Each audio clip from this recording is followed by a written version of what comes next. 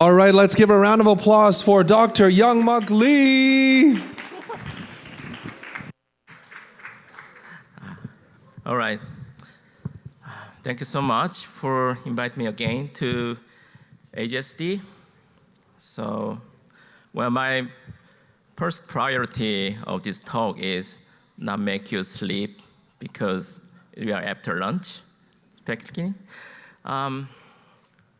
Let me start. My title is like Understanding Gene Therapy and Finding Ways to Treat the GSD-I. So I will cover GSD-1A and 1B at gene therapy and other aspects. And I'm assistant professor at the Yukon Health Center, and I have a background on GSD research from 2008, almost like more than 15 years of developing gene therapy. I was much more involved in the DTX401 ultra-genetic trial, and also I'm developing many gene therapy aspects. So let's talking about the home. So what do you think about the home? Is if you stay longer and you feel that's the home? For me, AGSD is home because this is 10th year I present every year from straight for the 10 year. I never been other conference to present like every year like this. That's why personally I feel like a home, so I'm so happy to present my stuff too. So yeah, AAV gene therapy, what I'm talking about is we already know about many other investigators and doctors presented the AAV gene therapy. I can just brief like examples for that. So AAV is just delivering AAV vector to the human, and especially for the hepatocyte for GSD-1A. And once this gene delivered, then they make G6Pase and make glycogen or triglyceride or lactate out to the glucose. So we know that this one clinical trial is ongoing under ultragenics, and it started from 2017 under David Weinstein, and now we promoted to the Dr. Rebecca Wallman in Yukon. So it's very nice, the result we have having that. So when you look at the phase 3 clinical trial, you see the key inclusion criteria is 8 years or older. It was 18 years or more in first phase 1 and 2. And there are many other aspects for inclusion and exclusion. So with this having this, we got many questions about AAV gene therapy. So first thing is what about the patient age is efficacy? And second one is when does effect actually start? And then also how long will it last? This three questions has I getting much more and more, and I believe that I addressed this one a few years ago, but I'm gonna bring it with another update. So the time of gene therapy is matter, as Dr. Kober has already mentioned about. So age is really matter on gene therapy. So we got the data from our animal study with the later age infused mice showed a better efficacy. In molecular therapy we compare infant or adult mice treated with the gene therapy. Then that time we treated like a 0 to 2 days, like a very infant mice with the gene therapy, and the other is like a 2 weeks old, like 12 to 14 days out, and the other is a 4 weeks old, 28 days old. So even though it's a 4 weeks old in the mice, compared to the human, it's very later age because it's like mouse is getting mature in like a 6 to 8 weeks. So then you can just think about the 28 days, like 4 weeks, is just close to the adult age, and the other is younger children and infant. So data we analyzed that time, we compare like injection in 2 days, then analyze 2 weeks, 4 weeks, 24 weeks. So we assume that we can analyze just right after. So when we analyze the activity, is 77 at 2 weeks, and 4 weeks, and 16, and 24, it keeps decreasing, almost like a 90% decrease. So then, percentage-wise, 100% to the 8.4% is left over. Then we compare the 2 weeks old one, then we see, then at 4 weeks, like lots of activity is still reserved, like 100%, 36, and 40% left over. Then 4 weeks age, we see, because we don't have any comparison between 4 weeks and 24 weeks, because that time we believe the 4 weeks age is the latest age to give gene therapy without any treatment, because to make them survive at 4 weeks of GSD-I without any treatment is so hard. So then we find that 24 weeks, they keep maintaining almost normal range of the activity maintained. So the conclusion is, the thing is, when about the mouse liver is 3 to 5% of body weight, then mouse body weight grows like 3 weeks to, like a newborn to 4 to 5 weeks is very sharply increased, then it plateaued and over then after. So which means when liver growth rate in younger age to until 5 to 6 weeks is grow fast, and liver grows so fast, and after then the growth rate is slowed down. That's why we believe the efficacy differences. So that means gene therapy after 5 or 6 weeks will have a better result without vector dilution in mouse study. So then I can just try to simplify the every vector dilution. So as Dr. Kober mentioned about AAV does not replicate with the host genome because it's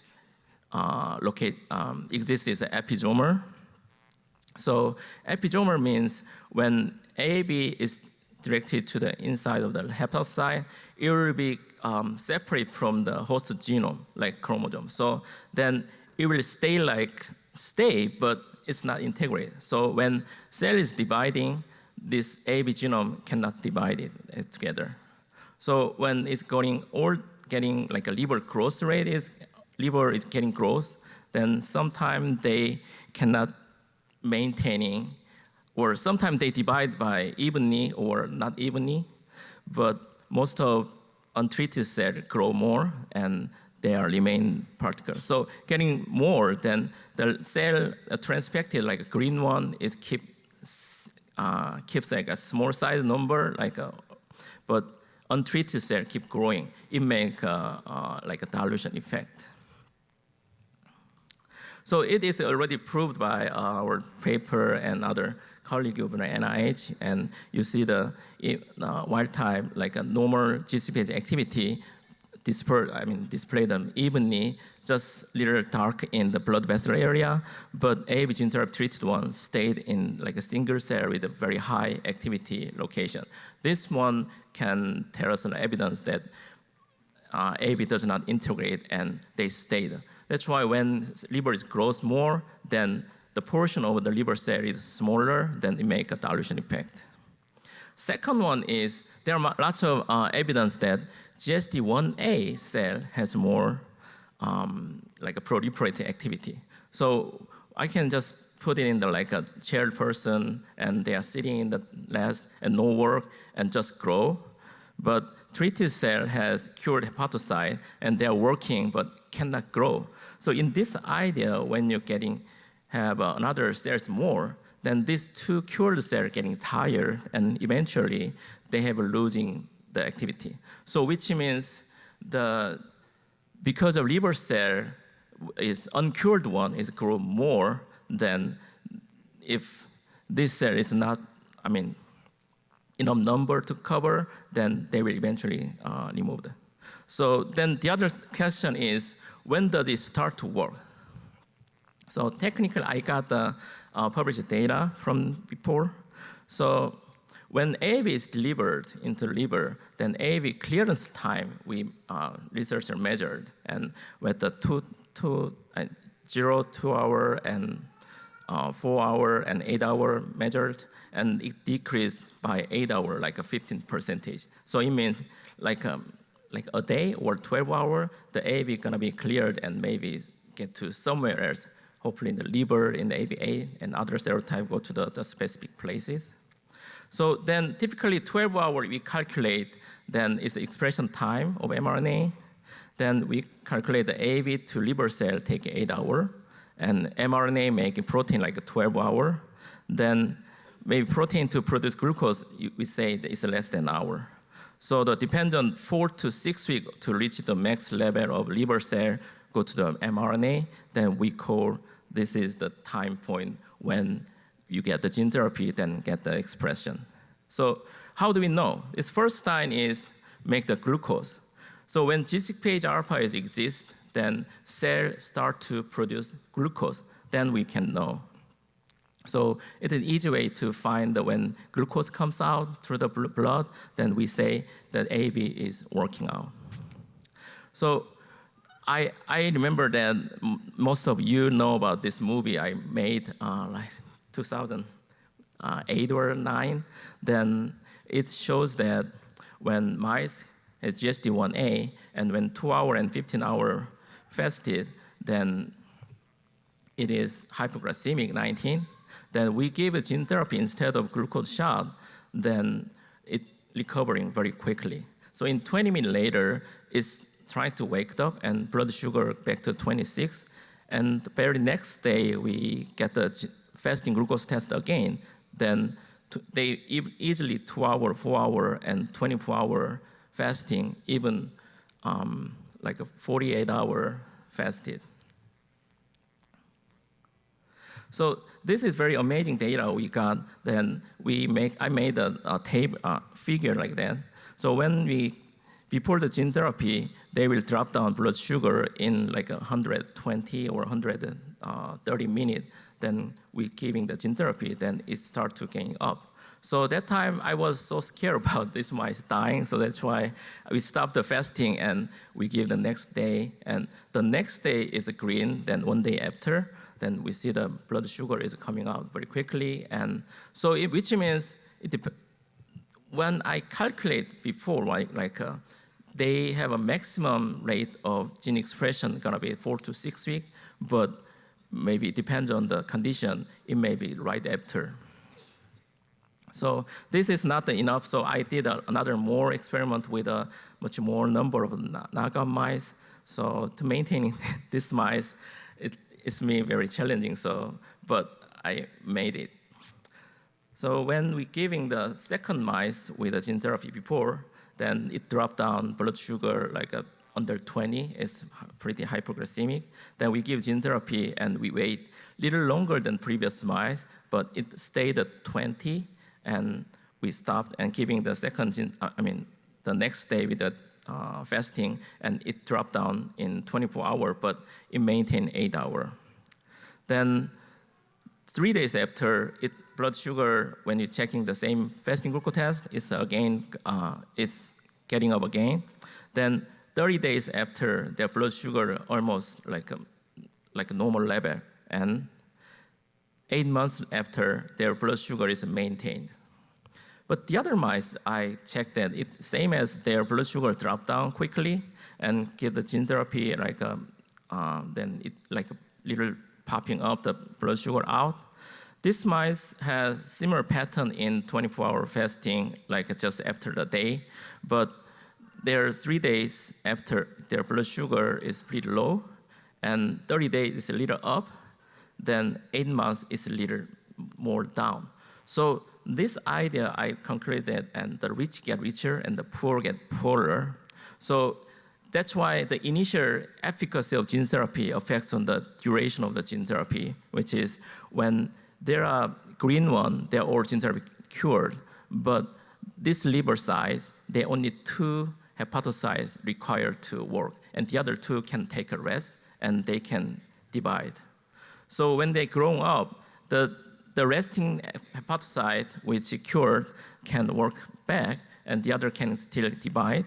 So, but when liver, the uncured one, anyway, they keep growing and dividing, but anyway, at that time, they still have a leftover cell, so that's why it make longer duration of the gene therapy. So then also there are articles that depend on dosage and gender. So I calculated back about how much they got gene therapy. Then the first one, right after the 24-hour fasting and very high dose, it received a very higher dose of gene therapy compared to other. And the other male and female received a little lower dose. But this two mice, the second yellow and blue, received a similar dose, but we know that the male has better activity because AAV has using androgen receptor so to target and get in. So that's a big difference. So in summary, when we giving the gene therapy and in timeline, so day one, they may maintaining 24-hour or 8-hour, but I checked the mice with a very tiny one as long as, because at this age, we can see through the liver size, shrink it down. So we're giving gene therapy, so before, and day 1 and day 2 and day 3, you see the difference on the liver size shrinking very quickly. So that makes think us might be the first time, like the next day, glucose out looks like came from the accumulated glycogen, not from the other gluconeogenic other source like amino acid or protein. So then day 3, the increase better than then, and day 30 is a more increase. Then there are big difference too. So the upper one has a better activity in initial, then maintain longer, but the below one has the less activity when the initial, they maintain less. So that's the mechanism I can explain about what's going on after that. So this another last question is how long does it will be last? This is a big question. So then this is how much GSPH alpha activity needed. So this is just estimation, and maybe current human clinical trial will give us a more correct answer anyway, but I can give you some idea about how it goes. So we first think about the threshold prevent hypoglycemia and threshold prevent HCA. So previous study I did, there are 0.5 to 1.3% of wild-type activity can prevent hepatocellular adenoma. So which this low grade of activity can maintain. But there are 5% or 2% or more activity is required for the normal blood sugar, the 24-hour fasting. So when you keep having these two ideas more, then we will know how do we know about GSPH, how long it lasts.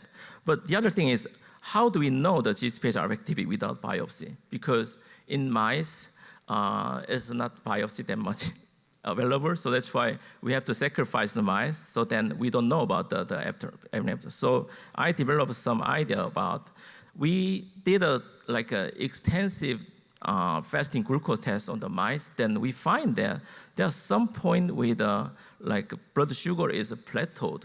So this plateaued blood sugar level at the fasting, such as 4 to 6 hour to 8 hour, it is correlated with liver activity, GSPH alpha activity percentage.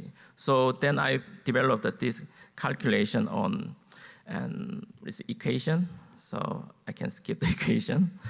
So then the predicted GSPH alpha activity when we got from the previous study, then before and just after, you see the no-tag one, the first movie has 60, and the other two, yellow and green, has a different activity we can record. So then I can bring back to the question, when will the delivery vector disappear? So it means targeting somatic cell, and when cell die, vector will be gone. So it's not the stem cell therapy, so the targeting somatic cell have a limited lifespan. So how long the liver cell, the hepatocyte can live? So human, there's not that much known about how long it can last, but we know about the mouse hepatocyte can live 200 to 300 days of their lifespan. But we have a difference in the human side. So how to calculate? So I bring up the basic metabolic rate per kilogram and total body mass. That will give us some answer about because bigger size has a slower metabolic rate and slower and longer a lifespan of the cell. So with this calculation back, then I say the body size versus metabolic rate versus cell's lifespan we can calculate. So in calculation of human GSPH activity, for example, if GSD-I patient receive gene therapy, and fasted 8 hours, and blood sugar was 80 to 90, maybe corresponding to the mice is 110 milligram, will have approximately 14% or 15% of normal G-space alpha activity like a human. So since it is over 2.5%, it is okay to prevent AGCA and hyperglycemia now. Then half-life of the vector, if assume human hepatocyte lifespan 300 as same as mice, the 1 year later maybe 7, and 2 years later 3, and 3 years later and 1. So maybe 3 years later, maybe they are like activity will be gone. But mass and the size of difference between mouse and human. So we compare the 60 kilogram human versus 25 gram mouse, then approximately 7 times longer lifespan of the cell if we can calculate. Sorry.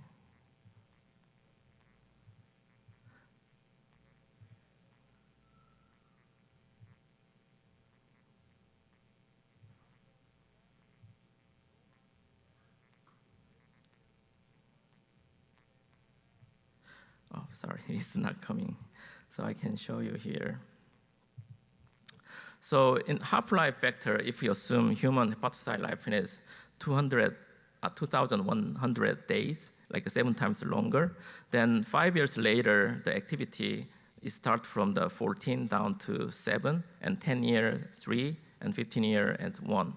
So it means maybe it's longer than what you expected in human clinical trial can be less longer than we expected in the mice. So then we already know about the first like a patient who received gene therapy still maintained the activity, like almost more than 7 years past.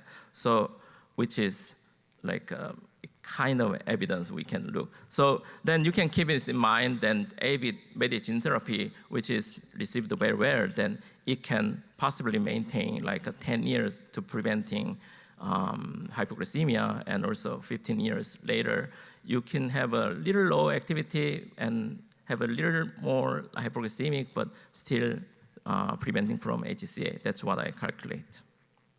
So factor affecting on the efficacy and timing of gene therapy will be depend on dosage, age, gender, and also neutralizing antibody, definitely. But factor affecting the duration of gene therapy is initial efficacy of vector and body condition to cell life and two. So we are like facing on the phase 3 with 8 years or older patient or younger children. So they might have the more crossing in proliferating hepatocyte than adult. So in that case, maybe if we have some idea from the previous, then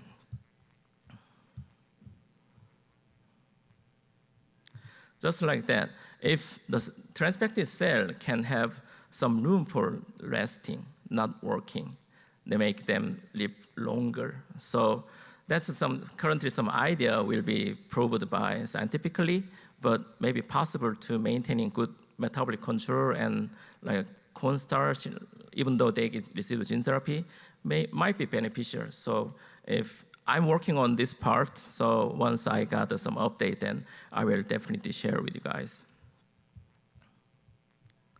So let's back to my slideshow.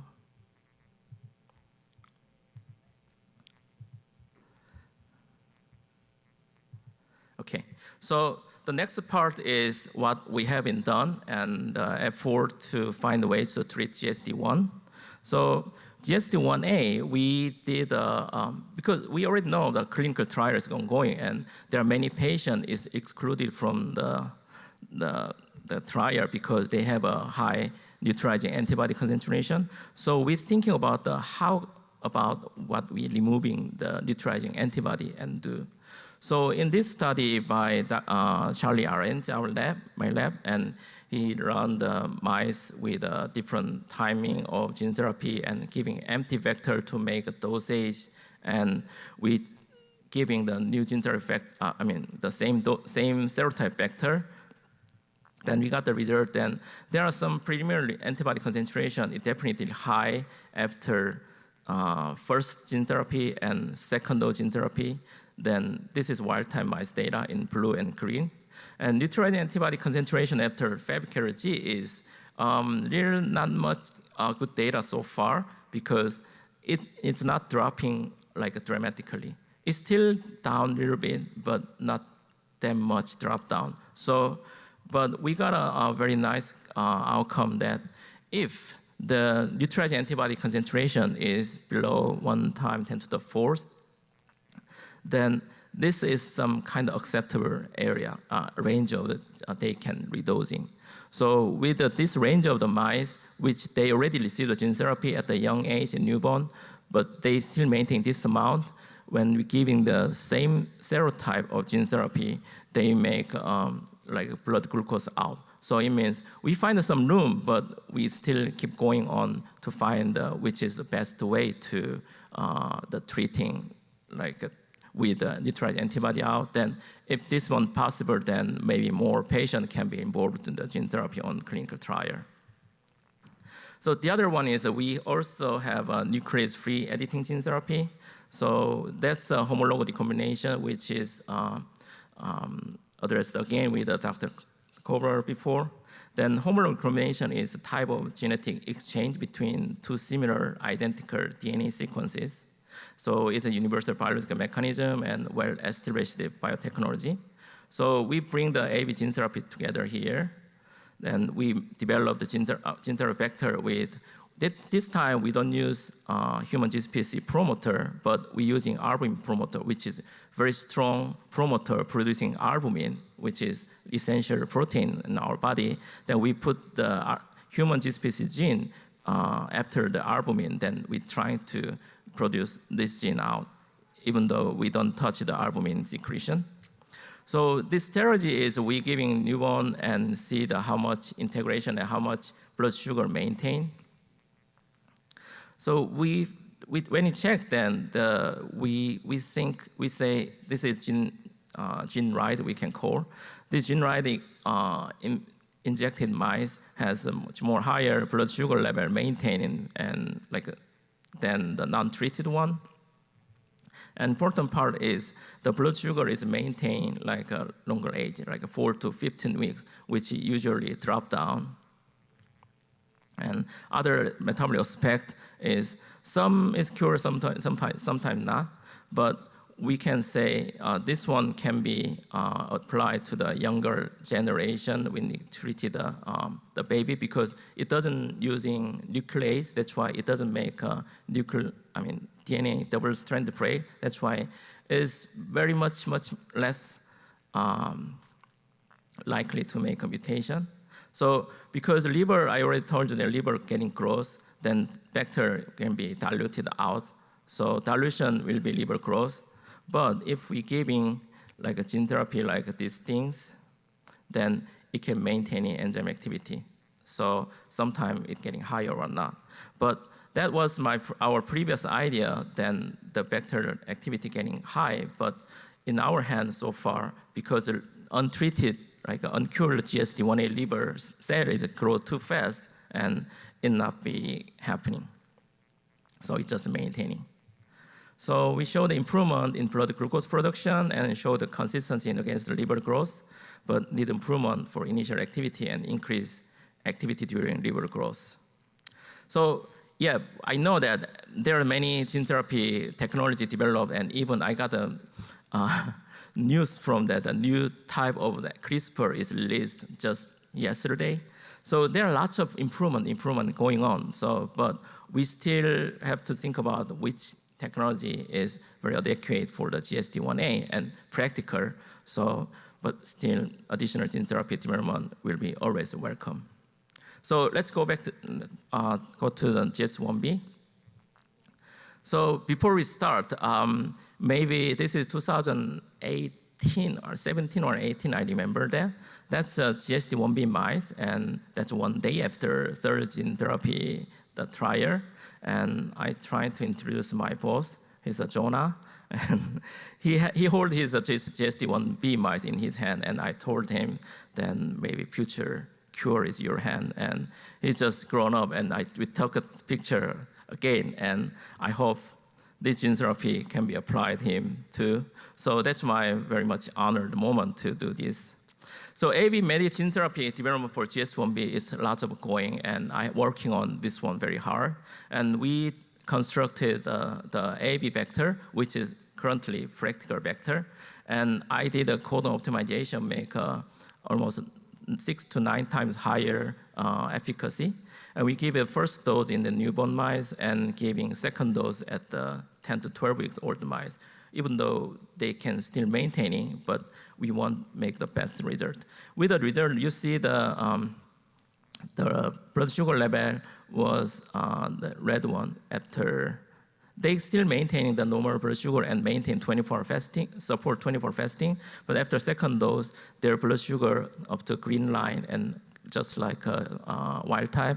And survival rate is so much improved. Without gene therapy, GSD-1B mice also cannot survive beyond the 10 days, but these mice, some of them can survive so long and almost like more than a year, but we have to stop the 24 weeks to study. So, but this gene therapy already show very nice maintaining like blood sugar up to 4 weeks to 24 weeks keep. And even this gene therapy, which we using natural human GPT promoter, so somehow we have to investigate again, and they have a beneficial in neutrophil number increase too. So when we analyze a little deep, we haven't showing data here yet, but maybe some lower, if maybe the concentration of 1,5-AG, which is a toxic metabolite which related to neutropenia, can be down by this gene therapy too. So that's why we benefit gene therapy. So this gene therapy, we will be published very soon, and we are working on the manuscript, and we are anticipating clinical trial in near future and with gene therapy. So new treatment option for neutropenia in GSD-1B. This one I presented last year, so I've summarized this one here. Current gene therapy option, neutropenia treatment option is a Neupogen or SGLT2 inhibitor, Jardiance, like empagliflozin. So we're gonna introduce mono supplements.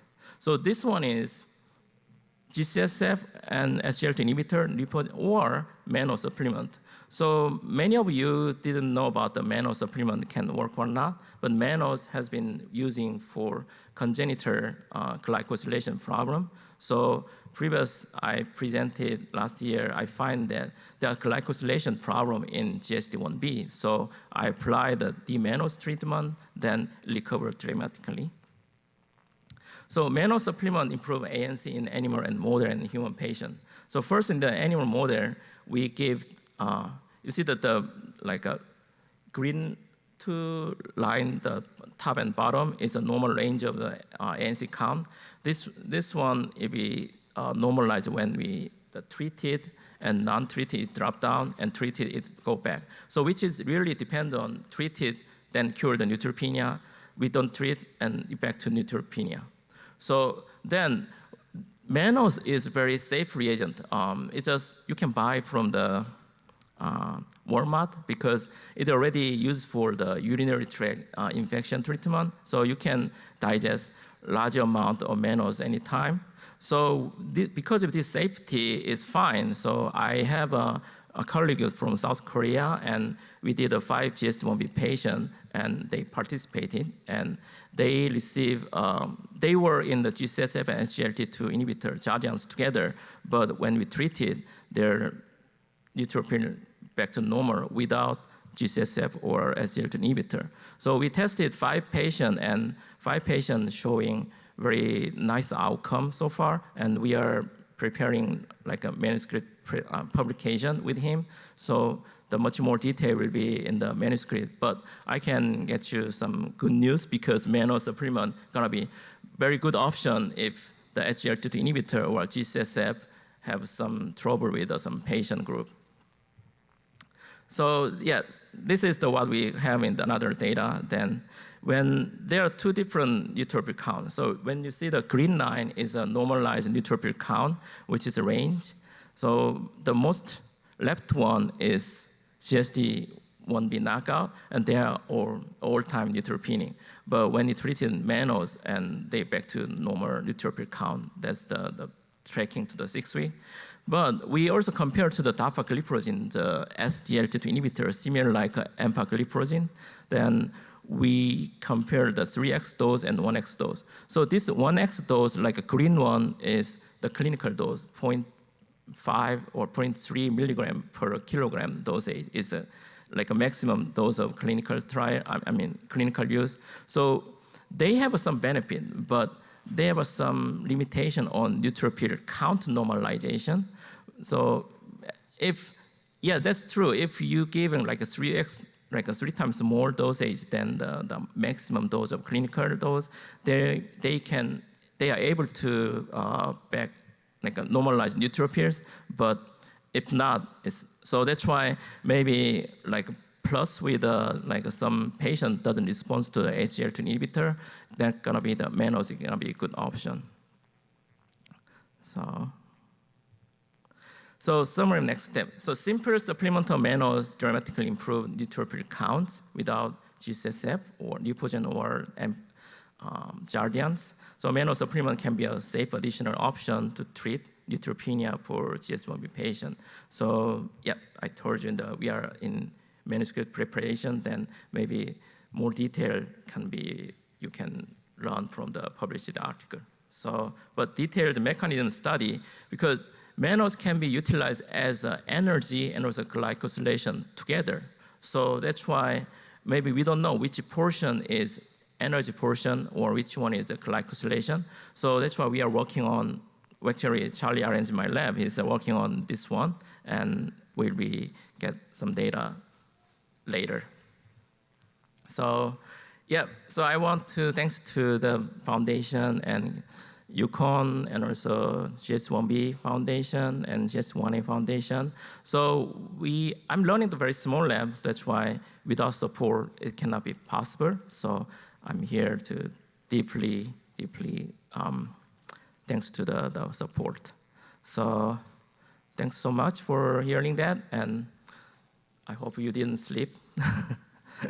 All right, thank you very much.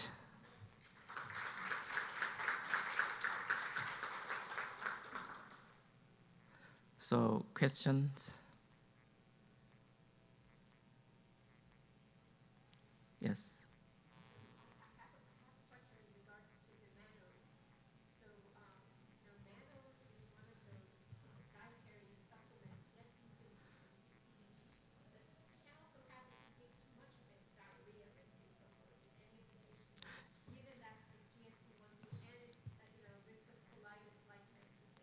Yeah, that's very important. So when you're reading the label of the manos, then you can make a diarrhea. So that's why the South Korean doctor, we started very low dose of manos start. So then the dosage of the mice is we giving like in the water, we mix with a 3 milligram size, but human, if 3 milligram per kilogram is too much, like a very big amount of manos consumed.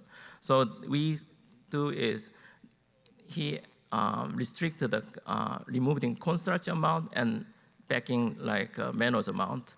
And we start very small dose and slowly growing up. Then some patient has like a little discomfort on the abdominal part, but later on they have everything is getting normalized.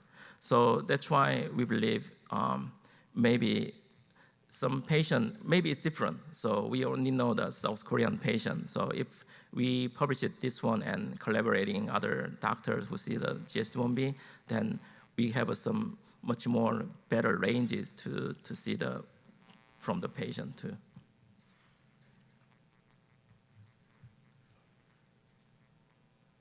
Dr. Turner.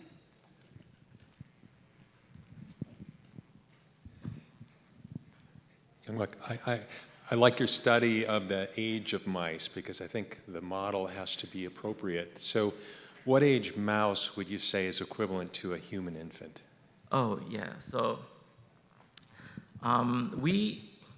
there are some calculations because mouse has different timing of the puberty and getting the puberty is time. But we generally assuming like weeks as 1 week as a 1 year old. So I assuming that 1 year old is like 1 week and maybe something like that. It's hard to determine exactly the same age or not. But there are some calculation. I know that. I remember I have some like actual calculation, but sorry, I haven't included here. So, but like approximately like 1 week as a 1 year old. Yeah. Yeah. But the 1-week-old mouse still has the eyes closed, they're not even open. So physiologically, it's not like a 1-year-old. Yeah, that's a hard point. So that's why. We can't settle this. It's an interesting question. Okay. Thanks for comment. Yes. I'm just interested about the treatment. So nanos, it is used for CDG type 1B, okay, Yes. which has a liver component to it. But then fucose is another monosaccharide that you can use for the leukocyte adhesion syndrome, so the one that has a neutrophil dysfunction. Why did you decide on mannose versus fucose? Yeah, so I haven't showed the data here yet. Maybe if we publish the paper, we will show. So there are components of glycosylation is glucose, mannose, lactose, and fucose, and UDP glucose. So we tested single everything together, then only mannose worked on this increase. So that's why fucose we tested, and it doesn't show much differences, and glucose, definitely they have a glucose, and lactose, it doesn't have that much experience. And also it's published that mannose supplement does not affect on neutrophil counts. It's published. So yeah, we tested, and mannose is only one, it worked.